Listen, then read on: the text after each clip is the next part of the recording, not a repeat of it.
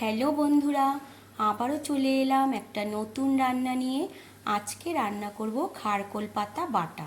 তার জন্য দেখো পাতাগুলো ভালো করে পরিষ্কার করে ধুয়ে নিয়ে একদম ঝিরিঝিরি করে পাতা আর ডাঁটা এখানে কুচিয়ে রেখেছি। একটা বড় রসুন নিয়েছি খোসা ছাড়িয়ে, আর এখানে কয়েকটা কাঁচা লঙ্কা নিয়েছি। এবার একটু পাতাগুলো গরম জলে ফুটিয়ে নিতে হবে। দেখো ফুটে গেছে। এবার নামিয়ে ঠান্ডা করে একটা মিক্সি জারের মধ্যে নিয়ে নিয়েছি, আর দিয়ে দিচ্ছি পুরো রসুনটা, আর দিয়ে দেব কয়েকটা কাঁচা লঙ্কা, সামান্য একটু নুন দিয়ে দিলাম। দিয়ে ভালো করে মিক্সিতে একটু পেস্ট করে নেব। নিয়ে তারপর এখানে দেখো ফ্রাই প্যানে সর্ষের তেল গরম করে নিয়ে একটা শুকনো লঙ্কা দিয়ে দিলাম। এবার মিক্সিতে পেস্ট করে রাখা খারকোল পাতা বাটাটা দিয়ে দিলাম। পরিমাণ মতো নুন আর হলুদ দিয়ে দিয়েছি।